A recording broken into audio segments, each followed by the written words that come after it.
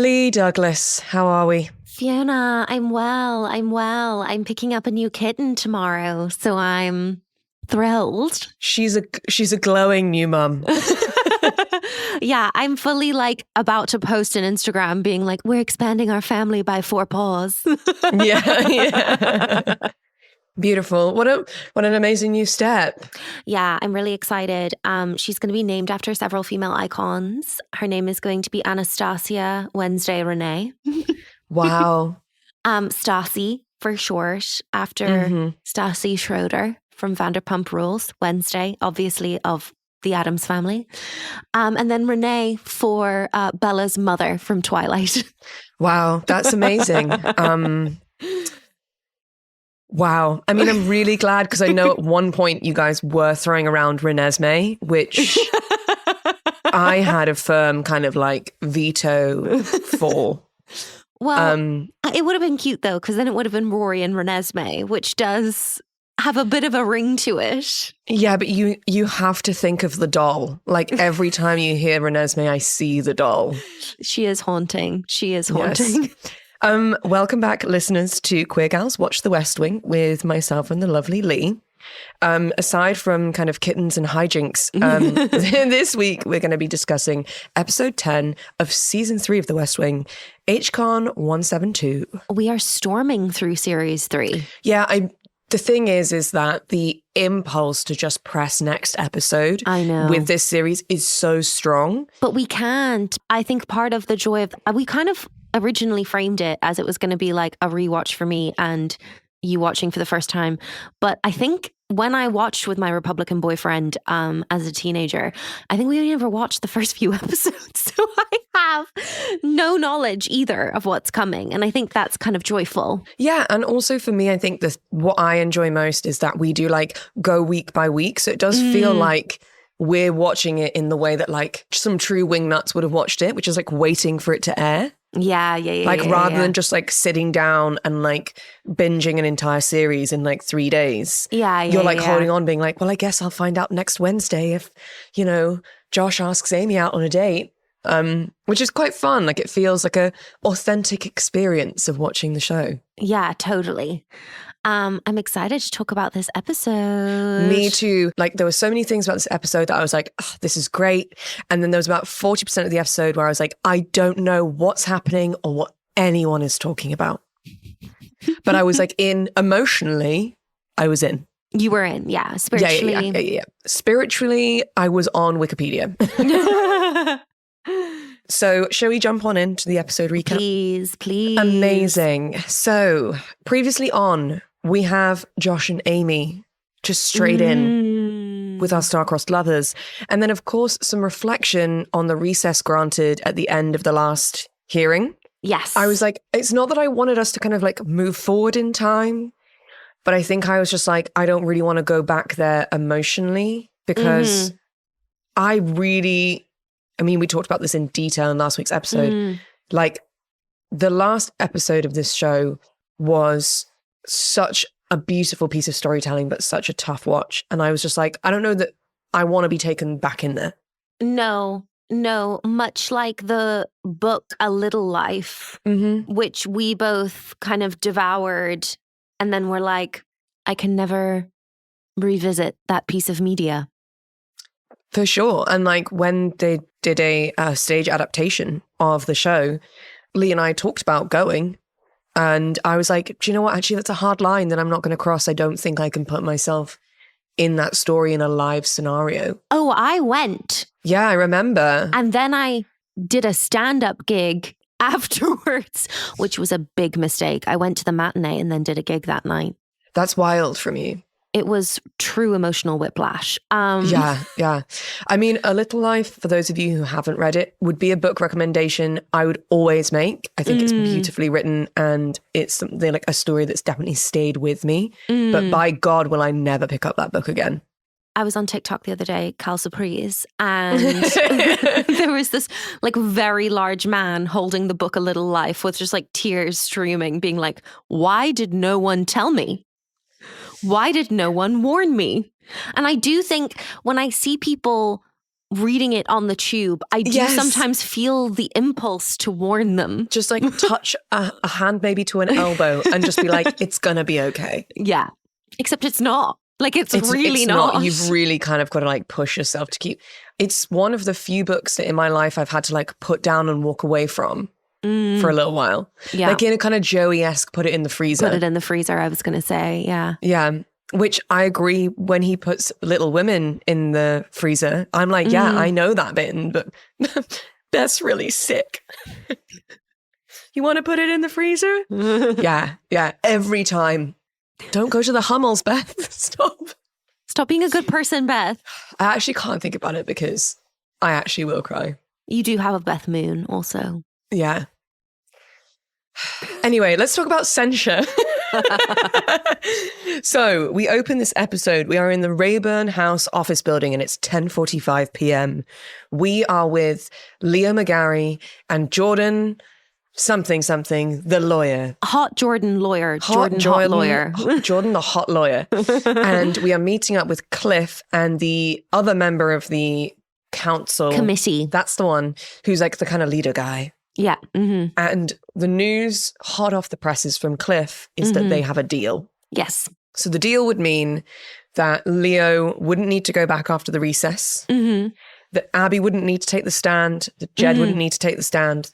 Basically, they would conclude the investigation. And the conclusion of the investigation would mean that Jed would need to basically make this is my understanding of it, Leigh, so please jump in, that Jed would need to make like a written apology, taking accountability that he lied and deceived the American public. And that would be like writ in law forever. It would be that he would accept receiving a congressional censure, which we will get into in the study session in more depth. But it essentially means that Congress is putting on record that they censure and condemn the president's actions. Yeah. So with that, we kind of see Leo not vibing, I think would be my kind of modern day take on that, like really not vibing with that at all, because you can see his immediate gut reaction is like, that's saving my ass and throwing Jed under the bus. May I? Of course. Okay, I'll just call the president and suggest to him that he allow a huge bipartisan vote on the floor of the U.S. House of Representatives, calling him a liar, and that he'd welcome the result. Then I'm going to flap my wings and fly to Neverland. You think I am so desperate to save my ass that I'm going to roll over on Jed Bartlet? I'd take a bullet for the president. He doesn't take one for me. Is that all you got? John Spencer is a tour de force. A tour de force. You know when you're like watching an actor perform and you're like, there's like a moment where you're like, oh, you're aware you're giving a really good performance. Like you often see that in films, especially with like kind of male leads. There's like almost a moment. Always feel it with Kenneth Branagh. For truly the single tear in the roll neck watching Crying the French. For the French. Yeah. Come on, Kenneth. Give us something real. Get it, stay in the role. But the thing with John Spencer is like, he is Leo McGarry. And when he was like, I'd take a bullet for the president, he doesn't take one for me. I was like, his performance was so real. There was never an element of like, I'm John Spencer doing my character on the West Wing. Like, it was just like, we were there, we were in that moment. And like, I felt Cliff like kind of tensing up, being like, oh God. We fucked up. It was is that all you got on the end that really added a pizzazz for me. And then as he and Jordan walk out, he like turns back to Cliff and the other lawyer and is like, good night.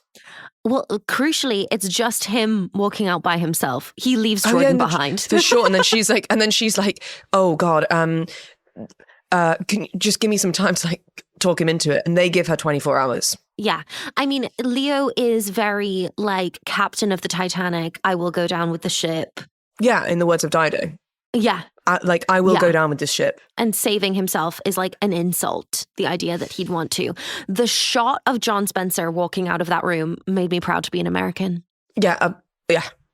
I think for me, your kind of Captain of the Titanic analogy is really, really strong. I feel like where this falls down for Leo is like, he's like, I'll throw myself under the bus. It doesn't matter. Someone else can be White House chief of staff and like Jed will remain unscathed. And I think where Jordan's coming from in this episode and kind of slowly where everyone else is starting to come from is like, there is no way that you take the bullet and Jed is unscathed by this. No, because ultimately, yes, you relapsed at a very inopportune moment. The president still lied. Yeah. So that's the kind of chunky issue that we'll be gnashing our teeth into today.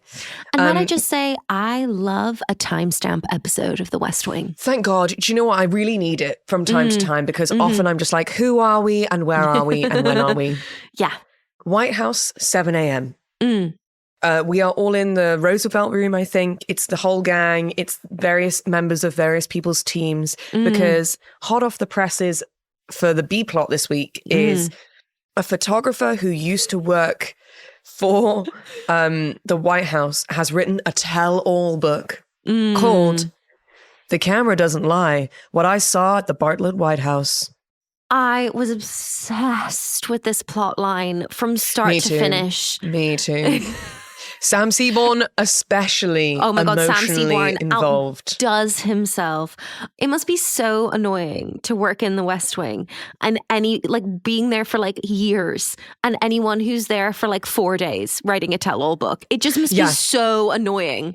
Like, can you imagine? Like, he was there for 6 months. What the fuck? And you're like, yeah. Can you imagine, like, when you were managing that production of The Great Gatsby in an old carpet factory in London Bridge? Can you imagine, because you did that for what, 2 years? Yeah, I think so. If someone had come in for 4 days and written a tell-all book about the production of that show. There would be a room, we would be, to quote Sam Seaborn, setting up a war room. He's like, yeah, I'm setting up a war room downstairs. I love it when we set up a war room downstairs. You know, you're just like, Sam, I don't think this needs to go to the basement. Like, I don't think we're at that level of intensity. But you know what? Boy, you do your own thing. I would also just like to take this moment to preface that it is, again, 7 a.m. We know from the timestamp. CJ already has a full blow dry. My question is this yesterday's blow dry? And have they been there all night? I honestly think that CJ became good friends with her hairdresser and she went to that hairdresser when she had the mob wife look and this hairdresser was like, oh no, we can have something that's like much more like easily managed. Gave her a great fucking haircut and was like, look, you're not going to be able to do a blowout that I can do every day. But this is how you blow dry your hair so it looks really good on camera and is really manageable for you. And I think they've become good friends and I think they occasionally go for wine in like a kind of shared friendship group. And so I think that CJ is now one of those people that can like knock out a pretty decent blow dry in 10 minutes. Right. That's what I see for her. I have to say, from my own personal hairdresser friend, I recently got a heated brush. Yes. Life-changing. Is that the twirly one? The curling iron takes me half an hour, 35 minutes. Heated brush, I'm out in 15. Do you know what I mean? So I feel like that kind of moment has happened for CJ. And she's like, oh my God, the time I wasted. I will also say, personal hairdresser to the pod, Dan, also has a client who's like a very high up lawyer who just comes in for a blow dry twice a week. That's iconic. What a life to lead, you know? But you know when you're like, well, I'm going to be in chambers today, so like I'm going to be getting a blow dry. Yeah. You know when you're like, there are people out there living a whole different kind of like level of the game of life than we are. Yeah, like that office. They've unlocked several levels up. That office where you did team building and they like had a health care like bonus and they were all using it on Botox. Yeah, I did a private event for a company that was to do with like kind of leadership and, you know, other buzzwords. And they were like, yeah, the thing is that we have like a sort of sense of disconnect in our teams because we give people a wellness bonus every year to like use on therapy or like to like, you know, expand their experience outside of work, and just everyone was using it on like Botox and hair extensions. And I was like, that's insane that like your company would give you a couple of £1,000 a year and you'd just be spending it on that. That's just wild. Oh God, we've come in with a really unfocused energy today. Yes, sorry. Okay, we're back in the room. So, we're back in the room. I think that Sam Seaborn has taken this as a very personal journey. We know that he loves a detail-oriented task. He does. Meanwhile, Josh is like, I don't think it's a big deal. Josh does not like detail-oriented tasks. He likes the hero moments. He does not like the grunt work. No. And then I do not recall if it's Toby or if it's Sam, but someone calls the photographer a buffoon. And I just wanted to note that I think the use of buffoon is lovely. Yes. Because it's so damning, but it's not actually like mean. It's just like, you're a buffoon. Also, in this episode, in this meeting in particular, what begins is much more of a kind of comedy focus on Ed and Larry. Yes. Coming to the fore. I would love to like put this on the kind of board of interest because I think this must be something that listeners and Wingnuts have been like very passionate about. Because Ed and Larry have been here for the long haul. Yes. And like occasionally there's a few lines in there, they're bringing some papers in, they're throwing out ideas. But I think something is cemented for Aaron now that like, I've got a duo here, I've got a dynamic comedy duo. I do feel quite strongly that if we were in the West Wing, we would be Ed and Larry, because there are people who don't know which of us is which. Yes. Truly. We are Ed and Larry. That's what we'll go for as Halloween. To Halloween this love. year. Ed and Harry. I thought we were going as Donna and the red light. Yes, Leigh was going to go as Donna, and then I was going to go as like a traffic light on red. Which I actually think might be one of the best ideas I've ever had, and maybe where I've peaked. So Sam gives everyone a job, and the job is that you have been given the chapters in which your name is mentioned, and then you need to read those chapters and basically say whether or not that fact is factually correct or not. So that Sam's like, we can prepare for like when the press is like coming after us. Safe to say that Toby Ziegler is like really not buzzed about this job, and so just like reads aloud a section about himself. Bartlet was playing a round of golf with Toby Ziegler, the prickly, mumbling communications director, whose inner bitter darkness spelled the breakup of at least one marriage we know about. Red for filth. And then like everyone's not really sure entirely how to react, and then CJ just like leans around one of the table lamps and just looks him dead in the eye and goes, "It was miniature golf, wasn't it?" It's so cute though, because it does come across as like, it's okay. Yeah. It's such a cute moment for their friendship. Yeah, I beg that we hear more excerpts from this book. Please. So a little Toby and Josh walk and talk. I feel like we've not had a huge amount of walk and talks so far this season. We haven't, no. We've been very office-based, so this is fun. We've been very office-based, not a huge number of teledonnas, as we've previously mentioned. No, I think that the teledonnas, my insight on this is I think the teledonnas are wrapping themselves up as we're giving Donna more status. Yes, which I love. But I think that we're rolling teledonnas into other characters. I think other characters are going to people and going, what's this? So I think the theory of a teledonna exists, but not just for Donna and Josh now, which I think is better. But what we get from Toby and Josh is the Amy backstory, Amy Gardner. Oh my God. It's genius. This backstory is genius. And I can only give my props to Aaron Sorkin yet again for being a rom-com writer. Yes, truly. And that is because you called it, Leigh. You were like, there's something college-based here. But I was incorrect. It's not that they're college exes. It's that she dated his roommate in college. Which is genius. Genius. Because there is a whole different specific type of intimacy and horniness that comes with this. And in the light of this information, Special J is crazy.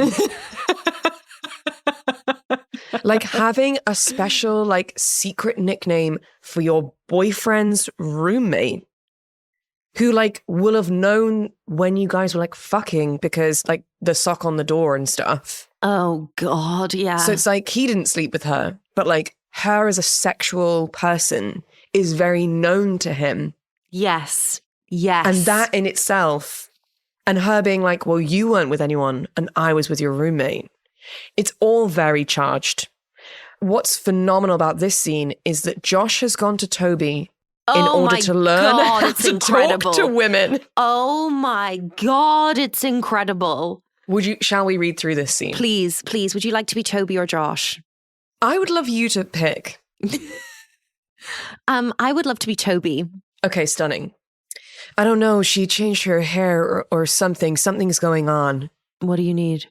Well, I'm a straight shooter. I think my record's pretty clear on that. Yeah.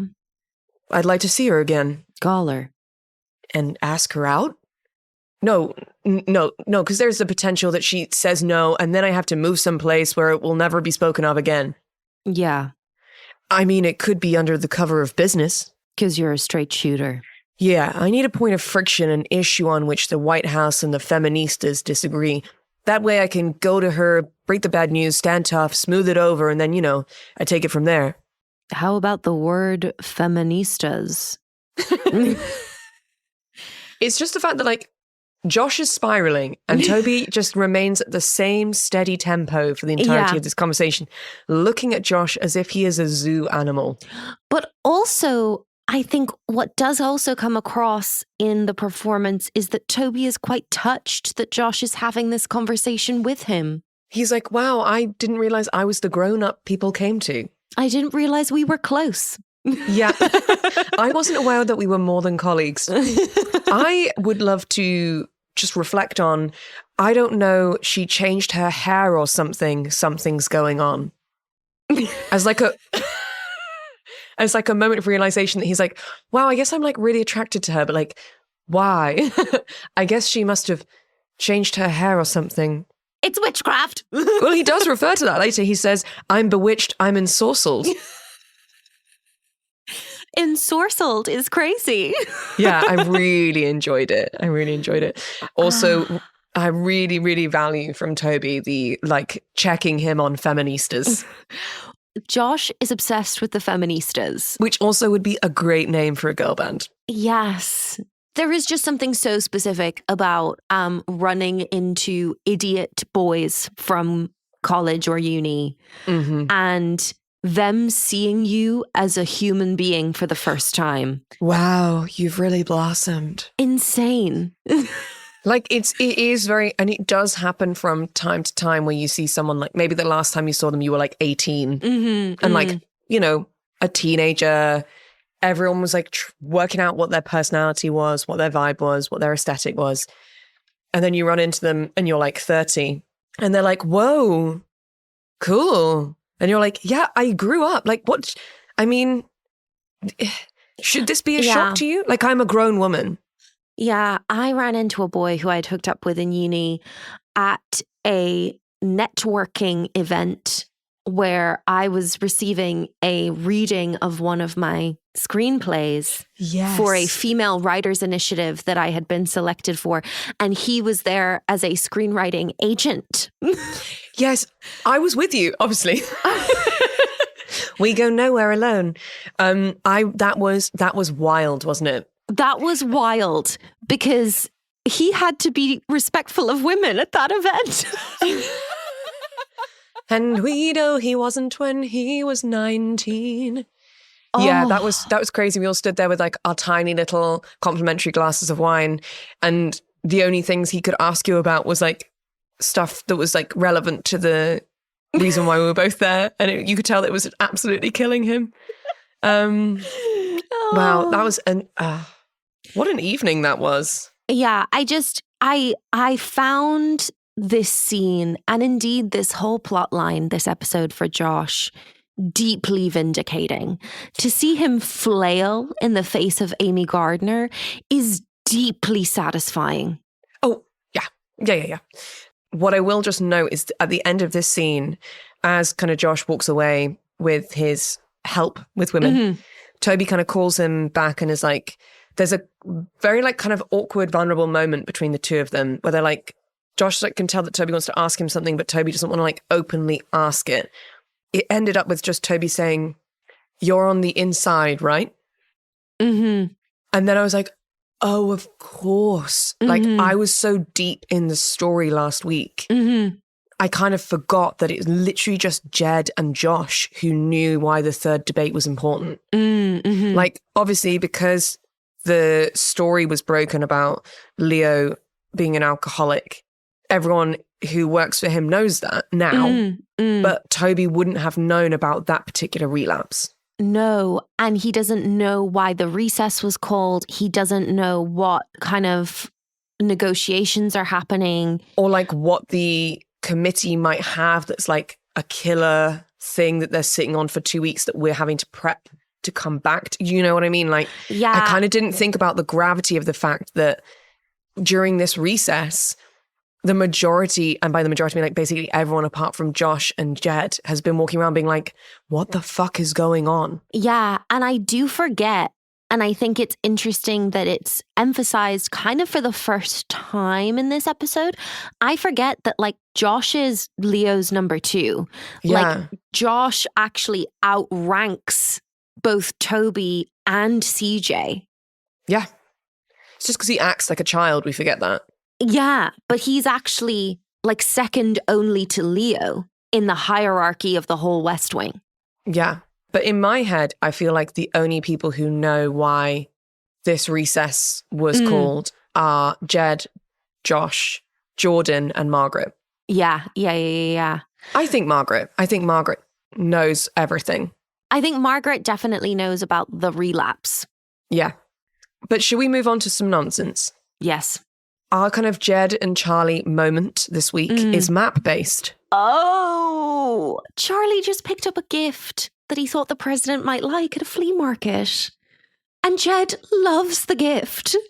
I love that Charlie's like, yeah, I went to a flea market. That's like my dream weekend. I feel like that's a date with Zoe, surely. I hope so. And they like picked it out together. Mm-hmm. But Jed, understandably, is obviously obsessed with this old map of, I want to say that they call it the Holy Land. Mm-hmm. And it was like 1709. Mm-hmm. And Jed's just like, look at these topographical details. And then Charlie's like, yeah, cool. Like, I'll get it framed for you. And Jed says, no, I want to play around with it some more. Oh. Like it's Lego and not like an old map. We go into a moment with Leo and Jed in the Oval. Yes. Where Jed is kind of like, what's on the table? Yeah, Leo's like, yeah, no, everything's kind of in hand. And Jed's like, well, that's obviously not true. Like, I feel like they'll have offered you something by now. So like, what have they offered you? And Jed just does guess, like, is it censure? Yeah. And I'm really glad that Jed just guesses it and it's not going to be some big secret that Leo keeps. At this point, I was like, oh, do you think Jed would take censure? Like, not solely to save Leo, but also to save, like, Abby and the girls from... I think that would be tough. Like, it feels like it could be a really good call to save Abby her dignity. Yeah, it's just a really tricky one, isn't it? Like, because, and as Leo goes on to say, like, through the rest of the episode, like, not this president, like, we know Jed, like, he's a stubborn son of a bitch. Like, he doesn't like to take a fall if he doesn't believe that it's correct. Yeah. But we leave Leo and Jed kind of like ruminating on this, and Leo goes back to his office to find simply Jordan like leaning back in a chair waiting for him. It's incredible. And Margaret just incensed. Yes. 3 things. First of all, Margaret's buttercup yellow buttonless long line blazer is stunning.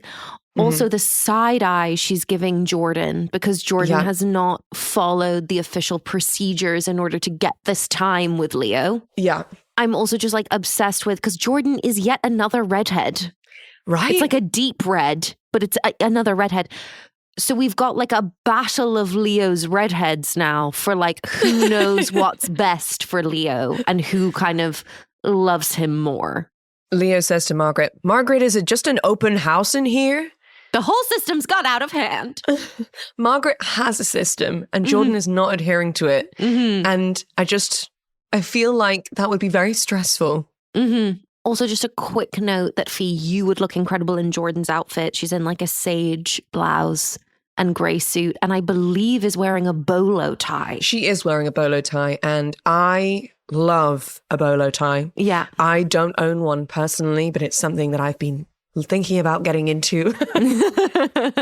Your father was famously a lover of a bolo tie. Loved a bolo tie. He had a real kind of Western vibe at one time. He loved a Western moment. A little cowboy boot, a little bolo tie. Yeah, so I feel like this might be the era of the bolo tie for me.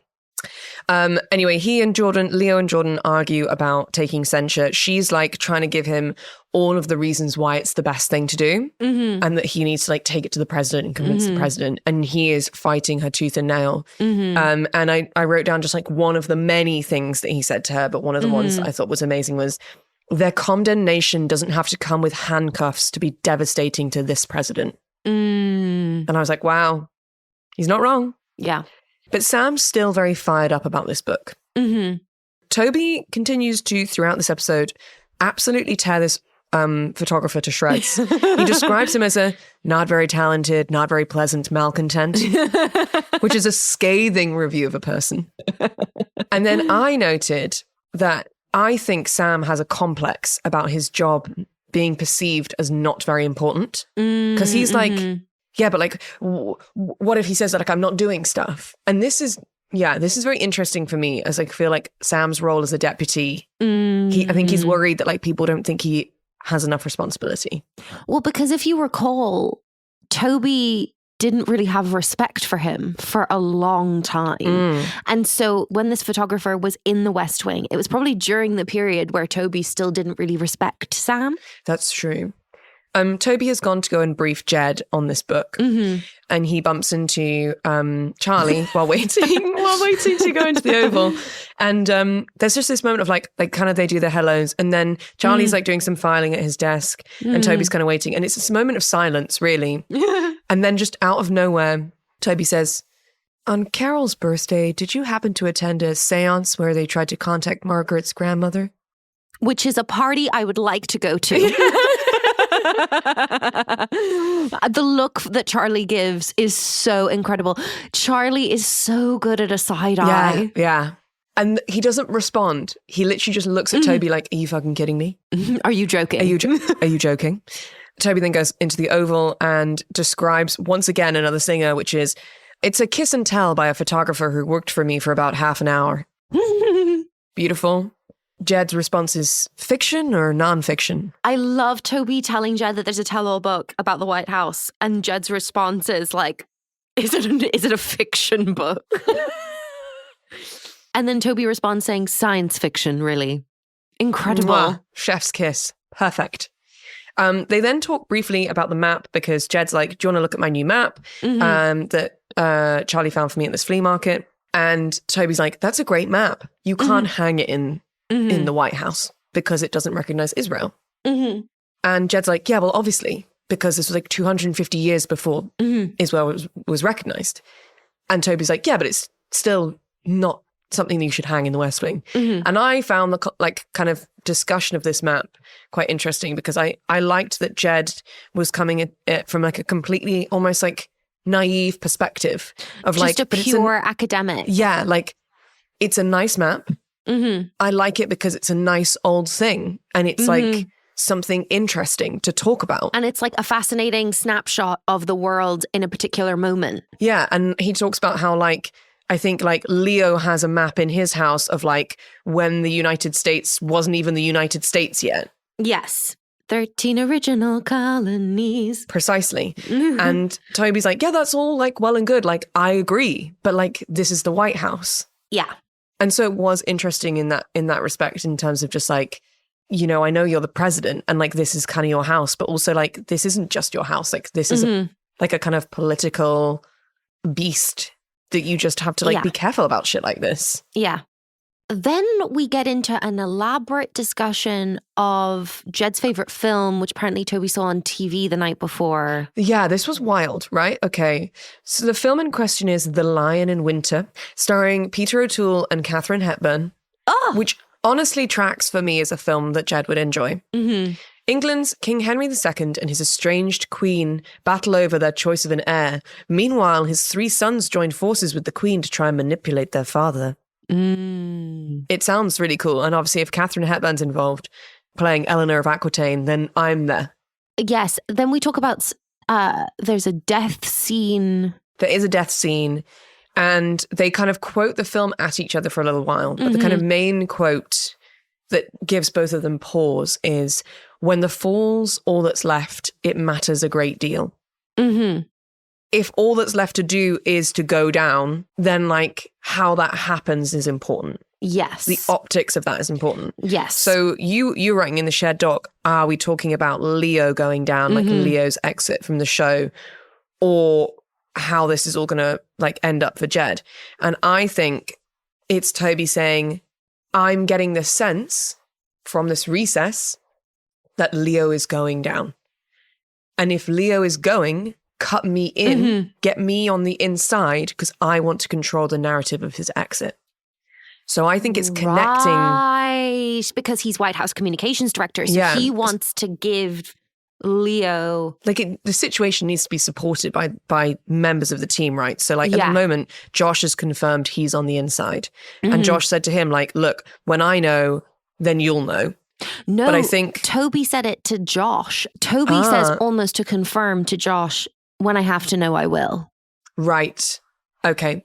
So yeah, I think this connects with that, which is Toby saying to Jed, look, I'm aware something's going on. I'm aware I'm not on the inside and there's a reason for that. If the fall's all that's left, then I can help with how it matters, which I thought was like just men doing anything not to talk about their feelings. Yeah. It's like, why are we talking about Peter O'Toole, Katharine Hepburn? But I do think it was a really subtle way for Toby to be like, look, if we're going down as an administration, then the way that we go down is how we'll be remembered. And therefore we have to be a team on this. Let's see how Josh is getting on. So Josh is kind of gearing up to ring Amy. Yeah. Meanwhile, Donna is wearing a gorgeous baby blue camisole and cardigan again. Like a baby twin blue, set. It's such a tough shade. I've never been able to pull it off. But I think it's because she has truly alabaster skin. Like, there are no red tones. Yeah. I can't wear pale blue because I have like redness in my face and skin tone. That means I just look extra blotchy, you know? Whereas she's just like Snow White, alabaster skin. Gorgeous. Anyway, Josh is kind of like stomping around and Donna has no time for this. In fact, she says, I'm sorry, how does a telephone work again? It's brilliant, yeah. And then Josh punches a wall? Yeah. So I think we're now tallying 3 times Josh has punched something in front of Donna. Yes, I think so. Which I will now be keeping a tally on for future. Yes, I think that's wise. Josh goes into his office and calls Amy to ask her out on a date, but obviously not ask her out on a date, ask her out to like go and talk about this like women's issue he's decided she'll be interested in. It's so bad how bad he is. At one point, he like sort of stammers for a while and she's like, are you okay? And he was like, sorry, there was a dog in here for a second. Like, that was crazy. Also, the whole vibe of like, there has to be something that we're like fighting about because that's what's hot between us. And then she's like, well, so toxic. She's like, well, I'm going to the ballet on a date. So like, I can meet you to talk about this hot button issue afterwards at like 11 p.m. And he's like, great. And like hangs up the phone. But I need him to understand that he's not going on a date. Yeah. That's not a date that he's asked her on. He's essentially implied there's some kind of like work emergency. Yeah. And she's been like, oh, I guess I won't like go for a drink after the ballet with my date. I'll go and meet you to like sort out this work issue. Back in Leo's office, Jordan is once again waiting for him. How is she waiting, Leigh? In repose. She's just like laid out on his couch. She knows exactly what she's doing. Obviously, Leo enters his office and like shouts at Margaret again for letting Jordan in there. Margaret's still furious. Jordan continues to just kind of quote reasons why taking censure would be sensible. And then Leo says, it's not my decision. Which is kind of true. Like, he can't say, yeah, the president's going to take censure. Like, Jed does have to be the one that agrees to it. But in order to work out how Jed feels about it, Leo, you are going to have to talk to him and like be open and like clear about what's happening. And this was the scene where I was like, I really feel like Leo might be going. It just feels like we're building up this narrative so much. And also we're putting like a dramatic point of like not conflict between Jed and Leo, but like an awkwardness that one has to go down to save the other. Yeah, it's all very masculine. Shall we go to women talking to each other? Yes, just a brief moment of two women talking to each other, not about men. Just Donna and Carol. I absolutely lived for the 10 seconds of Donna and Carol actually making eye contact and interacting with each other. Talking about the snow. There's going to be some snow. And Donna was like, has it started snowing? And Carol was like, not yet. And Donna was like, well, it's supposed to be like 18 inches of snow. Like, how's that going to happen? And then Carol kind of explained a little bit. How snow works. Very fitting as we head into Gilmore Girls season. Yeah. I smell snow. But it was fun, and it passes the test, Leigh. Yeah. Just two women on screen talking to each other, not about a man. Bechdel passing conversation number 2 of The West Wing. And then your take on this was obviously because Josh is like, I'm going to go and meet Amy now. Is you're saying that Donna's not okay with the date. In that, are you like, she's kind of feeling a bit hurt that he's interested in another woman? I just feel like, I think she felt like the whole diary thing was going to force the issue with Josh, and that was going to prompt Josh to be like, it's always been you. Yeah. Or that there was just something that was going to come of it. And I think she is bothered that he's trying to make it a work thing. Yes, I think you're right there. And also, what I do enjoy is that Amy and Donna are both great characters.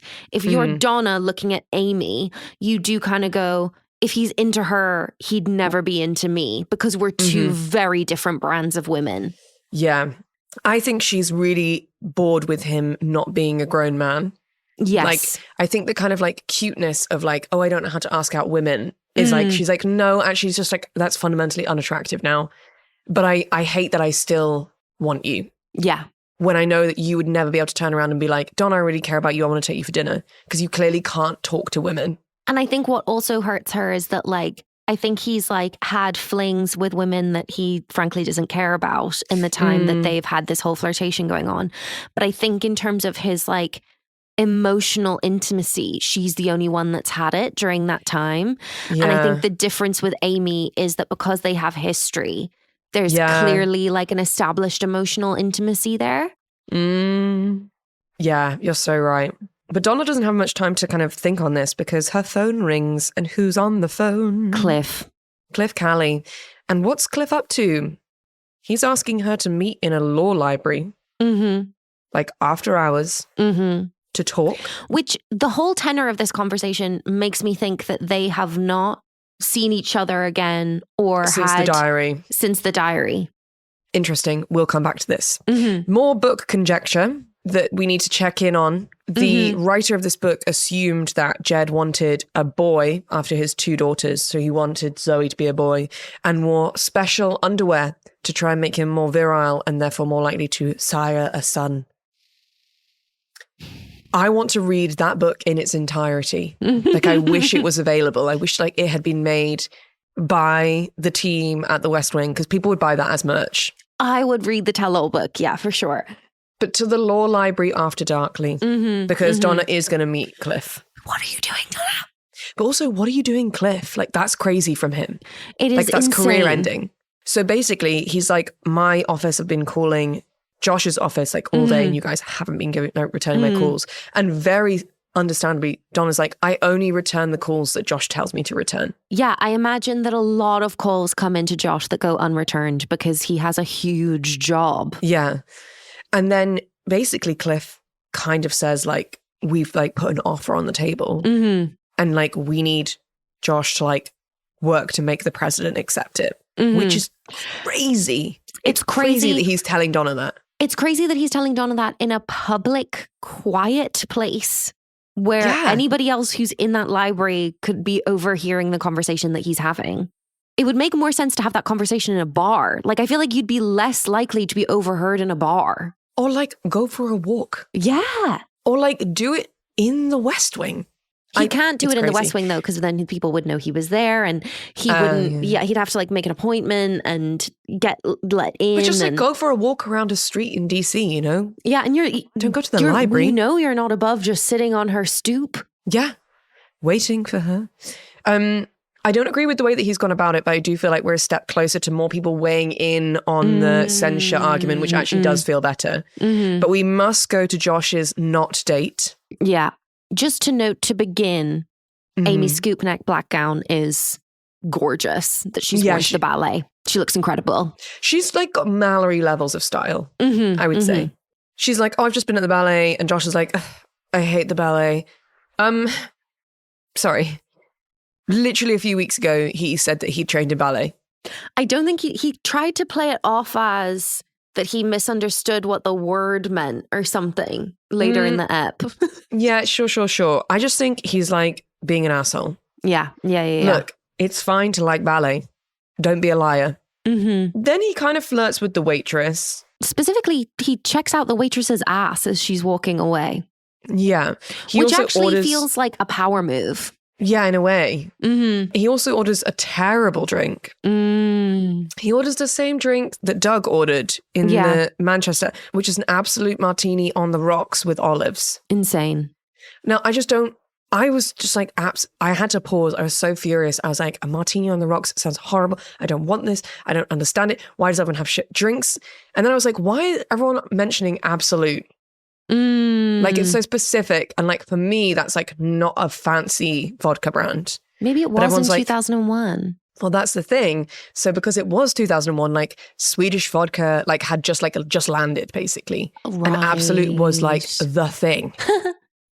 So my thoughts are, because it's been mentioned as a brand several times and we don't get brand mentions, was there some product placement in the West Wing? God. If anyone knows, let me know, because I would be fascinated. I would be fascinated to know. Then the waitress walks away and Josh checks her out. And then kind of what I didn't like from Amy is she sort of like put down the other woman. So rather than being like, nice that you're checking her out, she just goes, that's your type, isn't it? Like assuming that the waitress is kind of like a blonde bimbo. I didn't like that personally. I wasn't a huge fan. I slightly disagree in that I thought it was a comment on like age. And like power dynamics in terms of being like, your type is women who have nowhere near the same level of power as you or are nowhere near you in age. Like your type is 22-year-olds who just think you're the most powerful man in the world. Yeah. I think my fear is just like because of the time period that we're at and Amy being so involved in like politics for women that she might just have some internalized misogyny. Right. About like being an educated woman who's like, you know, well, like if you were a real feminist, you wouldn't be like flirting with a guy to get a tip. Right. But then maybe that's my internalized misogyny. Who knows? She then kind of tears him to shreds, I would say. It's incredible. Yes. Is it possible you're so addled that you've constructed some nonsense problem so you'd have an excuse to see me? Yes, that's true. And that was the moment where I was like, I want to be Amy when I grow up. Yeah, because I think the thing that's wonderful about this character, and we had a little bit from Mallory, but not so much, is that she just says how she feels. Yeah. She just calls out the bullshit, which I really enjoy. Why can't you just pick up a phone and say, would you like to go out sometime? Why? I'll tell you why. Do you need me in this conversation or are you okay by yourself? Because this is what you like. This, nothing else. This is the fun part. That's not true. Yes, it is. We're not in the dorm room anymore. I get paid a lot of money to do an important job, and I'm not getting diddled around by guys like you. Okay, that's the 5th time you've said guys like you. It is not. It is the 2nd time. Fine. What's with guys like me? If this thing went 5 minutes longer than you wanted it to go, you'd run for the hills. You hit and run, Josh. Describing like someone's romantic history as being someone who does a hit and run. Yeah. Is so incredible. Also, what I will say, regardless of how she's like written. I think the actress who plays Amy Gardner is incredible, because it would be so easy to play this scene like purely pissed off. Yeah, but she's not catty at all. She doesn't get like riled up. She's like smiling at him through this whole thing. Yeah. And it's such a like powerful way of playing the scene. For sure. I think she's like, it's not her going, I've worked it out. It's her being like, you know this, right? Mm-hmm. You're aware of this too. Mm-hmm. It's not just obvious to me. It must be obvious to you. Like, you like the chase. Mm-hmm. You want it to be about like catching me and like the thrill. You aren't actually interested in being with me. Yeah. And that's fascinating. And also she like has read him for filth, because he literally said what's good between them is when there's like a point of friction. I need friction. That's what he says. Yeah. So when she says, this is the part you like, he's literally already said that to Toby. Yeah. And then he gets a phone call and he's like, hey, Donna, slow down. And then he's like, I've got to go. I've got to take this. And the look she gives him is like, for sure, because you're running to the drama. That's what you want. And you said again that you're not dating your assistant. Yeah. I mean, obviously, like, it's because she's just met Cliff and she's like freaking out, which is an entirely valid reason for her to call her boss. But it's just the optics of it after what Amy said is just so phenomenal. It looks so bad. I'm going to jump into just one more like little book moment with Sam. Sam goes to speak to Jed. Jed's opening gambit is, I'm not going to talk to you about my underwear, which is great. And Sam just responds, that's disappointing, Mr. President. But essentially, I think Sam's been getting ripped to shreds a bit by everyone for being so upset about this book. And the reality is, terrifyingly, I think Sam is right. He just goes ahead and predicts the post-truth era. When I watched him like give that line, I was like, I have passed away. Yeah. I am no longer in this mortal realm. Yeah. He says, I don't think it's such a good idea to be so casual about the truth. And in 2025, that feels difficult to stomach. You know when they say like, oh, like the clown is always right. I feel like Sam has become like more and more of a ridiculous character as time has gone on, or like a sillier character, I should say. But when it comes to like predicting things that have actually come true in the present day, it's often Sam doing it. Yeah, well, I think it's because he feels so much. Like his character is very emotional about lots of things, and that emotion might be like comic in its performance. But I think when he stands in front of the president and he's like, look, you can say, yeah, the claims this guy is making are ridiculous, but the truth should mean something, because otherwise the headline always goes to the lie, and that's going to have an impact at some point. And, watching that in a fictional sense to Jed Bartlet felt painful enough, let alone thinking about that in kind of like a political sense now. Yeah. Speaking of uncomfortable conversations, Josh, having been clued up by Donna, goes to Leo and is like, okay, I found out Cliff Calley got information to me that censure's been offered.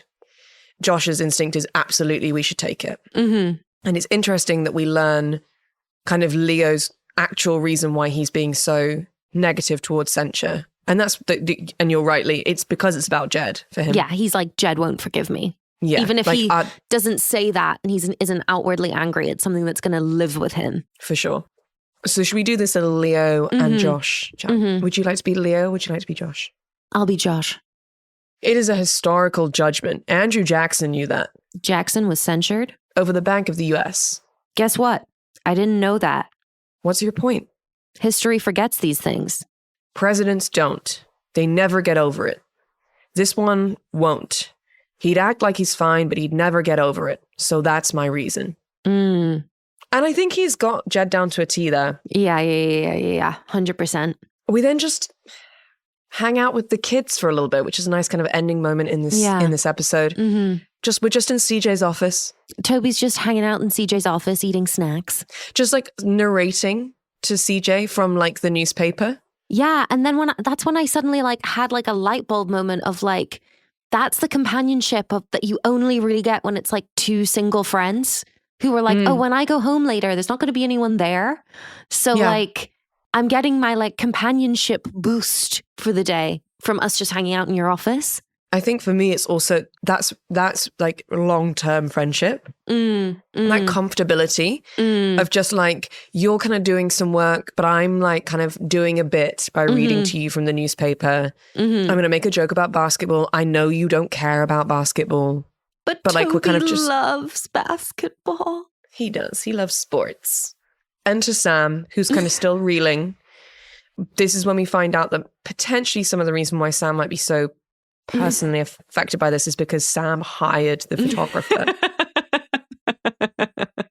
And then he says something very smart, which is he needs to be the joke or we will be. Which is very real. Made my stomach churn. And then CJ just sang an extract from Cool from West Side Story at him, which was too much, frankly, for me. But then she did handle him really well. She kind of like talked him down in a really great like managerial way. But also in a friendshipy way, which I thought was like lovely. And I think also really indicates a level of growth in their professional and personal relationship too. That like she can talk to him like that and he can be like, okay, cool. Like I found comfort in that. Yeah. Not Amy on Josh's doorstep, Leigh. People just be on each other's doorsteps. Yeah. How does everyone know where everyone lives? Yeah, that's my question. Terrible security levels at the White House. And this is a kind of baffling scene. The whole exchange is so crazy. Yeah, so she's on his doorstep. He comes up and then they talk a little bit about college. Josh mentions, well, you were having quite a lot of sex with Chris, which is kind of a weird thing to bring up with like the woman you're actively trying to date. I also go like, well, that's lived rent-free in your brain for 15 years. Yeah, why were you thinking about that so much? That's really stayed with you. And then Leigh, what did you think of the little speech that Josh gave her?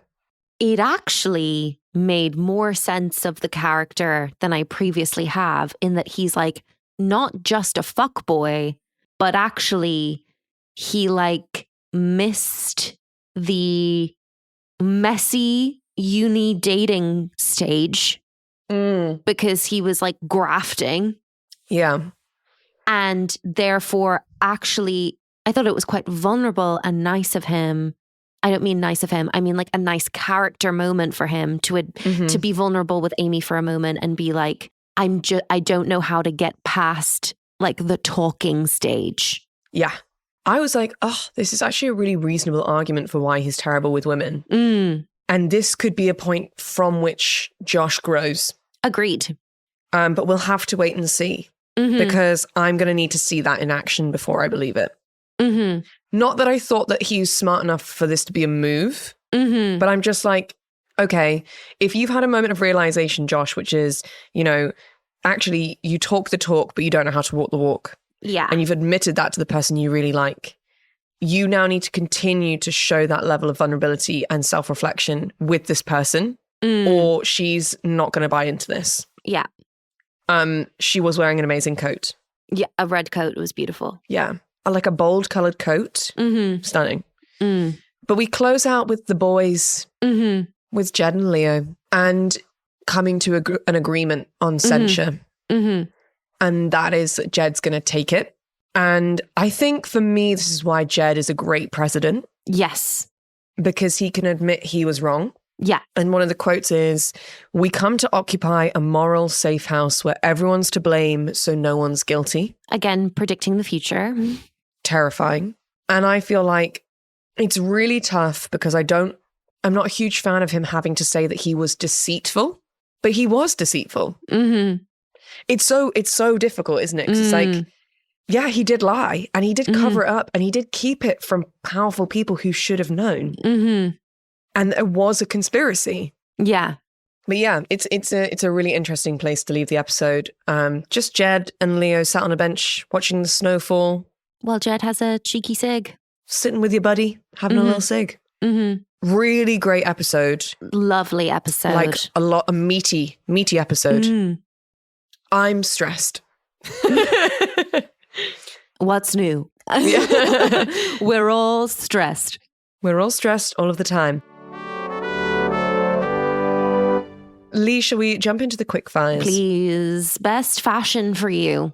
I think for me, it's going to have to go to, as mentioned by yourself, Amy's full ballet outfit. Mm-hmm. So that would be the scoop neck gown, but with mention to the red coat as well. Yeah, gorgeous. As an ensemble. Mm-hmm. There was also an incredible necklace. Yeah, like quite a chunky like costume jewelry, but like classy. Yeah. Any best fashion for you? I think I would just like to give honourable mention to Jordan's bolo tie, sage blouse and oversized grey suit. For sure. And what could a British or Irish politician never get away with? I'm going to have to give it to you when you say admitting he was wrong and maintaining respect and not having to resign. Yeah, it's literally impossible in this country. Yeah. Queerest moment that never intended to be queer? Toby trying to give Josh girl advice. Yeah.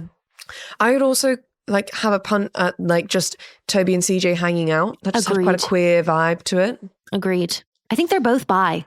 Yeah. Yeah. Agreed. Best writerly moment? Anything that Amy said, really, for me. Yeah.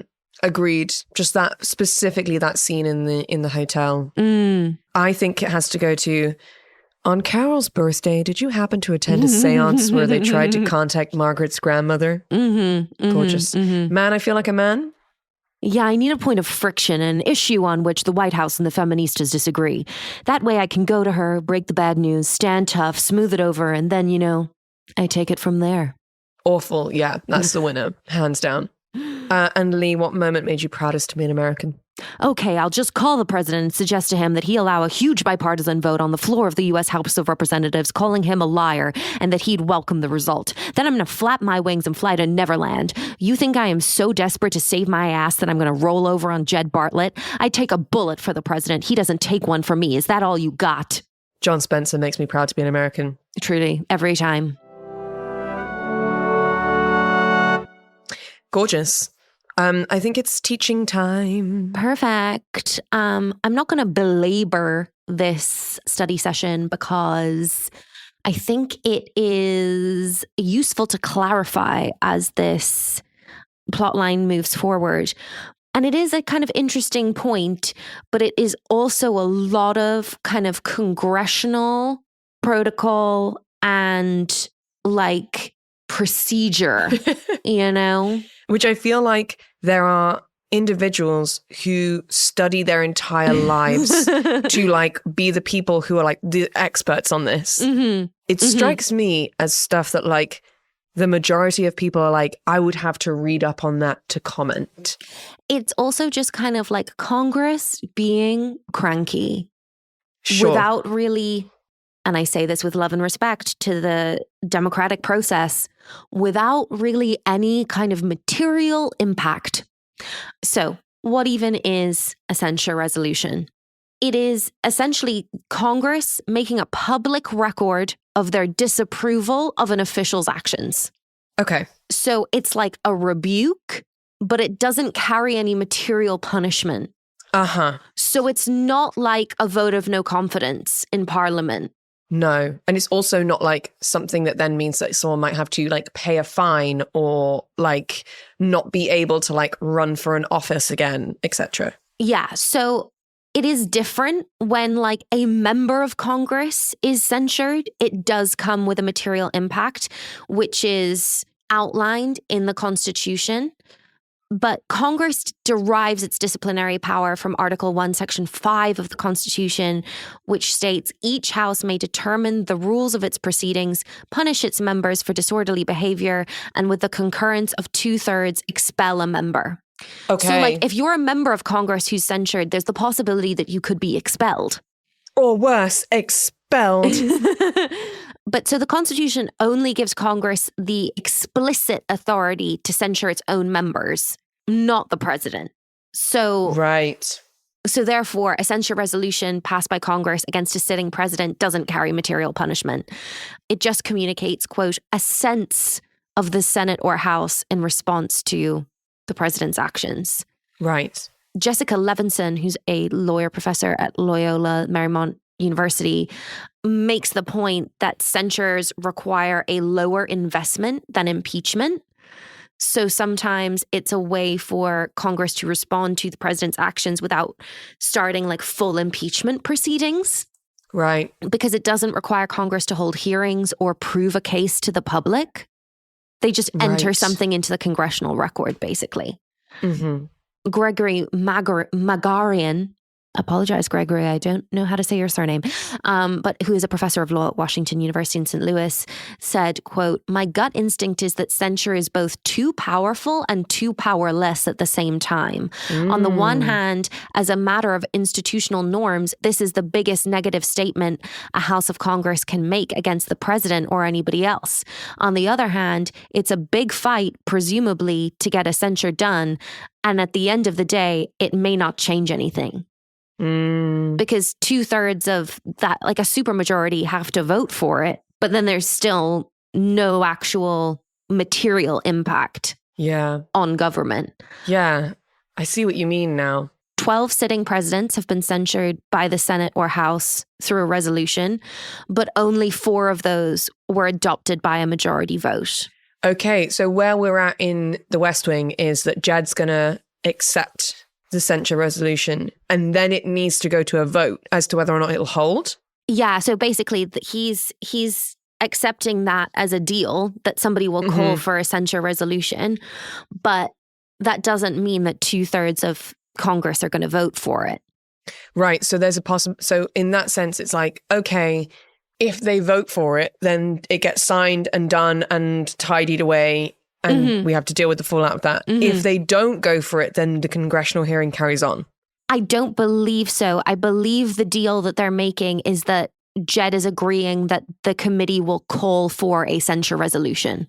Right. So then there's a possibility that it works out even better, which is there's a call for the censure resolution, but it doesn't actually pass. So then everything just gets forgotten. Yeah. But I mean, I think the thing that Leo is saying that Jed is going to find upsetting is that it's being called for at all.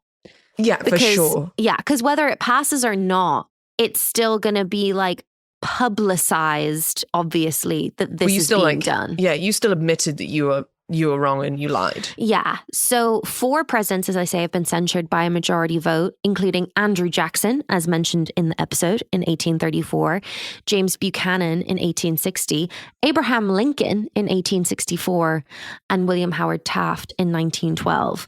The 10 presidents who were targets of congressional censures, but they were never actually adopted, were John Adams, John Tyler, James K. Polk, Ulysses S. Grant, Harry S. Truman, Richard Nixon 3 separate times. Oh, God. Bill Clinton twice. George W. Bush 3 times. Barack Obama 3 times. Donald Trump 4 times. Wow. So like there's kind of almost in quote unquote like modern times been like a ramping up of this being something that is perhaps happening more often or being called for more often? Yes. Since people put it at the Nixon era is when there have been more censure resolutions. And prior to 1972, which was the first time there was a censure resolution against Richard Nixon, that was the first time that the actual word censure was used in the resolutions. Before that, it was just a range of, quote, censorious terms. Okay. Basically saying that the president had like inappropriate or unconstitutional conduct, but not outwardly saying this is Congress censuring or condemning. So they would use language like unconstitutional, usurp, unauthorized, abuse of power, violation, or derogation. Don Wolfensberger, writing for The Hill, wrote 3 factors contributed to this increase in censure resolutions over the last half century: the rise of the imperial presidency and the relative weakening of Congress, the frustration over the 2/3 supermajority vote threshold for convicting and removing a president from office for impeachable offenses, and the increasing partisan polarization within Congress and resorting to hardball tactics to prevail over the opposition party, which I think is super interesting. And it does make a lot of sense that because Congress has become weaker over time, they have been more likely to come out against the president, basically. Yeah. And ultimately, it's really hard to impeach a president and actually remove him from office. As we know, Bill Clinton was impeached by the House, but then it didn't pass the Senate. So Bill Clinton survived impeachment. He wasn't actually removed from office. Yeah. there's a whole load of procedure around how a censure resolution actually gets adopted, which I'm not going to get into. It differs depending on whether it's being called for in the House or the Senate or both. But basically, unless a majority of the party leadership in the House or Senate is calling for a censure resolution, obtaining a floor vote on a censure resolution is really, really hard. Right. So if you're in the minority in the House or the Senate and you're calling for a censure resolution, it's basically impossible to get it done. And it will just like languish in a committee. Which is why this is relevant, because obviously it's kind of coming from a Republican-controlled Congress. And the Republicans are the one calling for it, yeah. Yes, mm-hmm. Okay. Mm-hmm. There are some super interesting like reasons why presidents have been censured. John Adams in 1800, there was a censure resolution against him. A fugitive was accused of crimes on board a British ship. John Adams advised the judge to release the man to British custody, even though he claimed to be an American citizen acting in self-defense. And basically Congress were saying that that was the president interfering in the judicial process, when obviously that the judicial branch and the executive branch are supposed to be separate. Right. As they say, Andrew Jackson was censured based off of him opposing the Second Bank of the United States. It was a congressionally chartered private commercial bank that functioned as the national bank. And Andrew Jackson argued that this benefited rich business elites over the common man. And he vetoed an extension of the bank's charter in 1832. And then he basically tried to withdraw all the federal dollars from the bank. Oh. And when his Secretary of the Treasury wouldn't do it, he fired him and hired a new Secretary of the Treasury. Sure. And he'd happened to have a quite intense antagonistic relationship with a senator from Kentucky named Henry Clay. And Henry Clay called for a censure resolution over this and Andrew Jackson's presidential overreach. But by 1837, it was adopted, but by 1837, 3 years later, some of the Senate Democrats who'd voted for the censure in 1834 had resigned or been replaced by diehard supporters of Andrew Jackson. And in the final days of Andrew Jackson's term, the Senate did something unprecedented, which is they expunged Jackson's censure from the official record. Which they do mention. Yeah. So January 16th, my birthday, 1837, the Secretary of the Senate literally drew black lines over the censure resolution in the Senate Journal with the words expunged by order of the Senate. Wow. I didn't expect them to be, taking like a strike through policy. It's so crazy. But yeah, I mean, it's a lot. The thing about the censures as an issue is that it's just like all of it is so nitty gritty. Obviously, to like reference one of our previous study sessions, there were calls for Bill Clinton to be censured for lying to Congress about his affair with Monica Lewinsky. Mm-hmm. And what's interesting is, and I think what they're talking about in this episode, I think this is kind of modeled on the way that Bill Clinton was censured. Right. So there were 5 censure resolutions against Bill Clinton. 3 out of the 5 were joint resolutions, and rather than simple or concurrent resolutions. And the difference is that the final approval of joint resolutions requires passage by both houses of Congress, but also the president's signature. Right. Okay, so that is different. So he's allowing the censures to become law through his signature. So that's like more of a personal blow. Because I think what they're offering, Jed, is concurrent censure, right? Okay. But that Leo is making a real point of saying a concurrent resolution rather than a joint resolution. So I think he's making a real point about the signature aspect of it. Yeah. And of course, the presidencies then of George W. Bush, Barack Obama, and Donald Trump have all been so contentious that there's been a lot of backing and forthing over censure resolutions against all 3 of them. But it'll be interesting to see how this censure storyline plays out. Yeah. In the West Wing. Yeah. And how, like, as you say, is quite like dry congressional language, how that affects public opinion. You know, especially in like a kind of election season. Yeah, very interesting. And like, I think no one can know how seriously the public are going to take a censure resolution. Like, will it, because ultimately, if there's no material punishment, then you kind of have to go, it's all about the court of public opinion. And the public could really care or they could really not care. Yeah, that's the risk, isn't it? Yeah. Should we meet up again and do this next week? Yes, because I want to see how this all goes down. For our patrons, I have a lot more information about censure resolutions that will go onto the study notes for this week. But I thought it was best to just give a kind of overview on the podcast itself rather than really getting lost in the weeds of it all, because there's just so much procedure going on with this topic. For sure.